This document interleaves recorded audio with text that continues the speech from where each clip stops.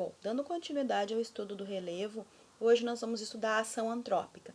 O que é a ação antrópica? A ação do homem, a modificação que o homem faz na paisagem, que o homem faz no relevo, as transformações que o homem faz no solo, ou seja, as modificações que o ser humano introduz na natureza. Tá? Isso chama-se ação antrópica. Tá? Então, o homem é um importante agente de transformação do espaço geográfico, ou seja, do meio natural. Ele transforma e ele vai moldando esse meio natural de acordo com as suas necessidades.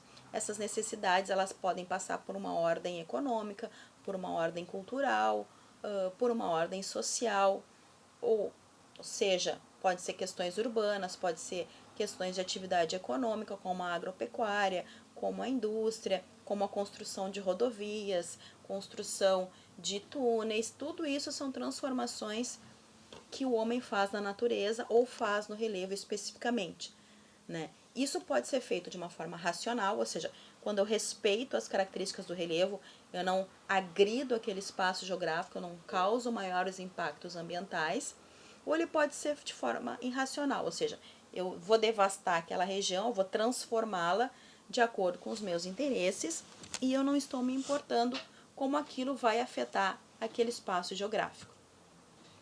Aqui nós temos alguns exemplos das consequências do uso irracional do relevo, do uso irracional das paisagens, do uso irracional do solo. O primeiro deles é uma situação de deslizamento.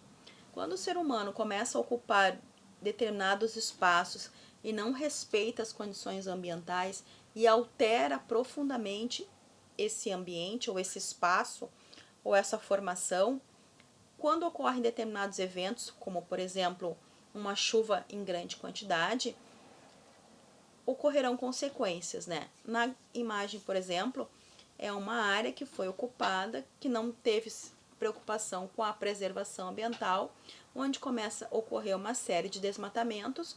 Quando ocorrem as chuvas, a proteção natural daquele solo ela foi retirada e aí nós temos a formação de deslizamentos, como que aconteceu aqui, ó. Aqui nós temos uma retirada da vegetação natural, choveu em grande quantidade, o solo não teve como absorver, como nós estamos numa área de declive, a consequência é toda essa quantidade aqui de barro, né, de solo úmido, deslizar para as áreas mais baixas.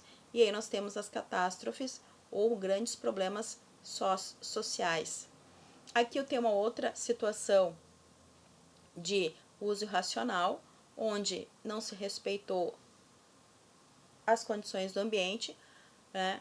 Algumas áreas foram ocupadas de forma inadequada, sem considerar as questões de não preocupação com o escoamento natural da água, e acontece o que? As inundações. Aqui eu tenho outro exemplo, que são os processos erosivos. Isso aqui é uma ravina, é o resultado da erosão no solo. Então, quando o solo não é bem preservado ou utilizado de forma adequada, ou seu manejo não é de forma adequada, ocorre a formação de ravinas, que são essas fendas que se estendem.